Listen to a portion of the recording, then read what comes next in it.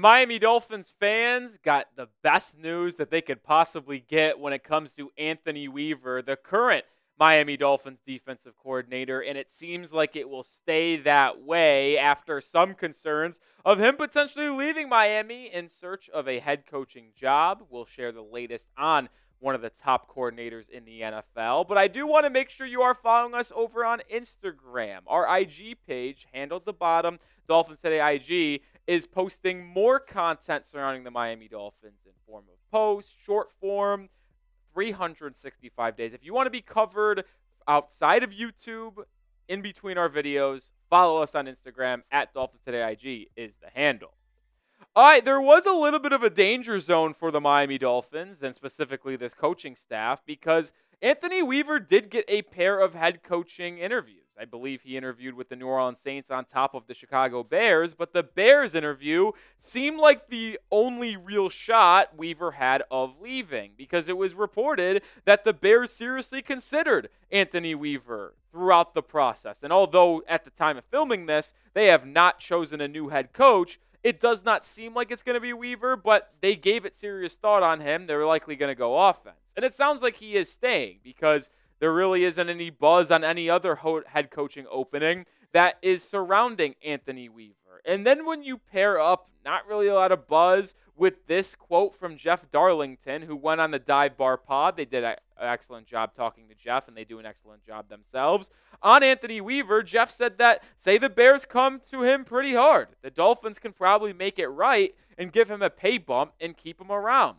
I think he wants to be in Miami. Weaver's very happy.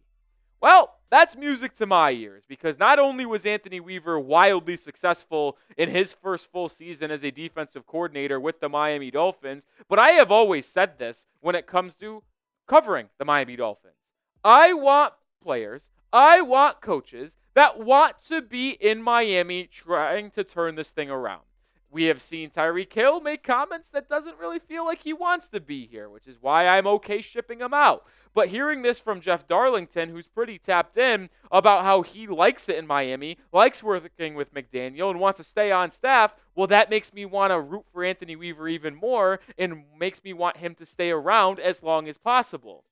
Darlington also continued to say on the Dive Bar Pod that it's certainly night and day different than the Vic Fangio defense, who couldn't get out fast enough.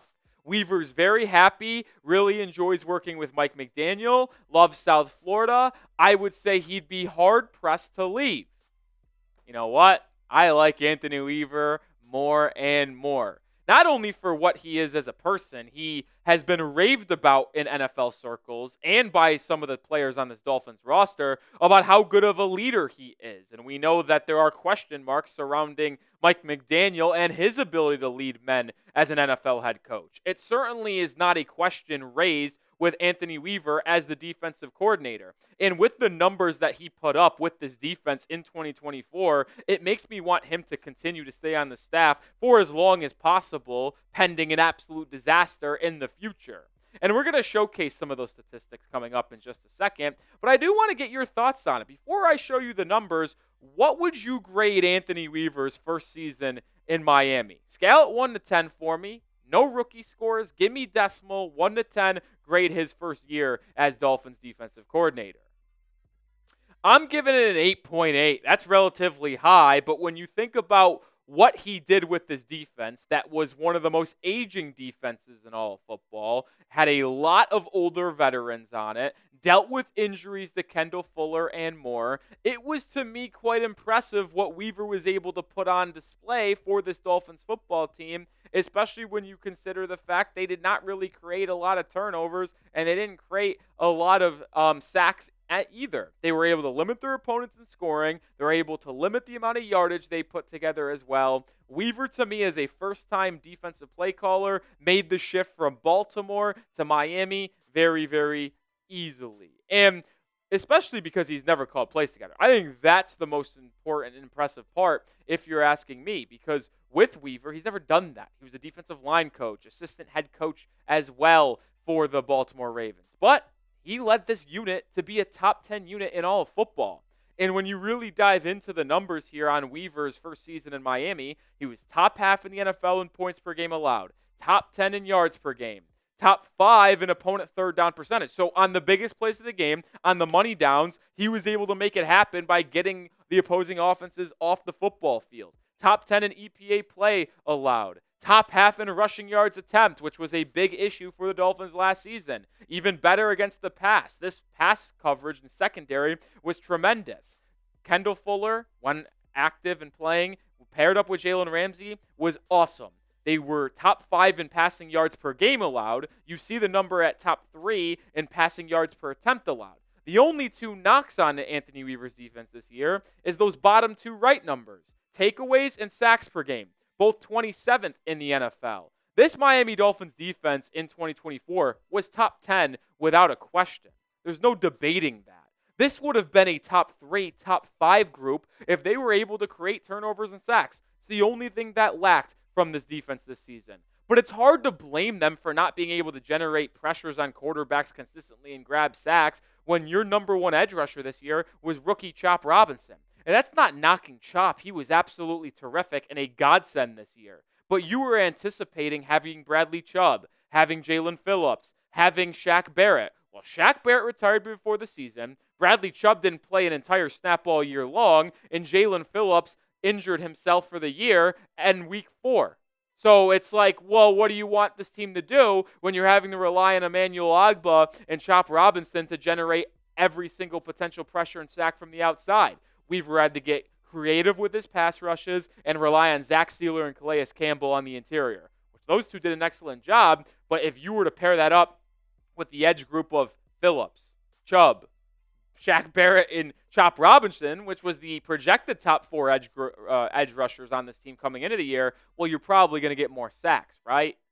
Yeah, we'll talk more about Anthony Weaver coming up in just a second, but we are sponsored by Game Time, the number 1 way to get your tickets. If you're going to a live event, Game Time will have the lowest price guaranteed on your tickets. They also specialize in last-minute tickets, so if you procrastinate, well, Game Time is the best app for you. They have a great feature called Game Time Picks, which filters out the fluff to show you the incredible deals on great seats, so you don't have to waste time searching through thousands of tickets. I mentioned they had the lowest price guaranteed. Yeah, if you find a ticket in the same exact section, same exact row, at the same exact event for a cheaper price on a different service, Game Time will credit you 110% of the difference. And they will also give you a full panoramic view of your seat in the app before you buy, so you know exactly where you're sitting in your venue. There's no easier way to buy tickets than using Game Time. And we got a special offer for the real ones here at Dolphins Today. When you download Game Time, create an account, use code CHATSPORTS, you get $20 off your first purchase. Terms apply, first purchase only, but use code CHATSPORTS to get $20 off your first purchase. What time is it? It's game time.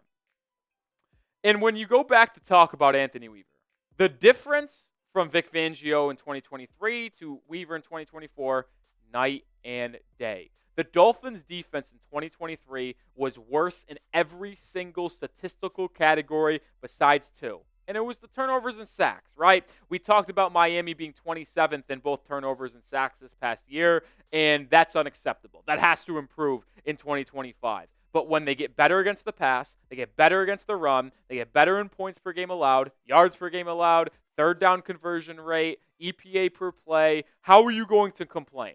And I truly do believe that Anthony Weaver was working with less on this defense. Just think about what Miami had last year on this team, right? They had Christian Wilkins. They had Zach Sieler on the interior. They had Bradley Chubb for the entire season, basically. They had Andrew Van Ginkel. They had 2 great safeties in Deshaun Elliott, Brandon Jones to pair up with Javon Holland. They still had Jalen Ramsey. Sure, they had Xavier Howard, which is a massive downgrade from what Kendall Fuller was in the 11-12 games he played. But when you go through the roster, I think you can easily say, in hindsight, that the 2023 group was way more talented than the 2024 group. Yet the 2024 team put up way better numbers statistically on the defensive side of the football field. And sure, the schedule and quarterbacks you were playing in 2024 were easier, so it would lend an easier hand to having better numbers, but I still think it was an impressive job by Anthony Weaver. And now, since it seems like he will be entering year 2 as DC, we'll get to see him implement his scheme once again. Players really hone in on his scheme. And he'll also get to handpick more players in the secondary to potentially replace Jordan Poyer, Javon Holland, replace some of these edge rushers, and on the interior defensive line that benefit and fit his scheme better. I only think it could get better for Anthony Weaver in this defense going forward, which makes me very, very excited about the future of this Dolphins defense. And make sure you are subscribed because we will have you covered every single day on the Miami Dolphins. If something changes with Anthony Weaver, we'll let you know. If they ultimately add people to this roster to fit that scheme and that defense for Anthony Weaver, we'll let you know. So hit that sub button. And not only do I think he's going to be excellent as defensive coordinator for Miami in year 2, but think about this disaster and nightmare scenario if he ultimately left for a head coaching job. That would be the 4th new defensive coordinator Miami would have to acquire if he left. Think about it. They had Josh Boyer in 2022 under Mike McDaniel, fired after 1 year. Vic Fangio in 2023, he left after 1 year. Then you had Anthony Weaver in 2024. So if he left after 1 year, that would be Mike McDaniel's 4th year as head coach, and he would be on his 4th defensive coordinator. You'd have to ask yourself, is it a Mike McDaniel issue? Is it just coincidence? It would not have been good either way. But it feels like we are safe to say at this point that Weaver will be back as DC for Miami in 2025. Now, I do think there is a high chance that Weaver leaves after next season. I do believe that because if Weaver in this defense excels and flourishes once again, and you get that continued raving reviews about his personality, his leadership, well, then there will absolutely be teams lining up at the door to try to get Weaver in their building as their next head coach. And I think this tweet from Jason Sarney perfectly executes the thoughts on Anthony Weaver. Him staying in Miami is the best of both worlds. Should McDaniel, Miami, and Weaver have a great 2025, we all win. Good defense, bounce back year for the Miami Dolphins.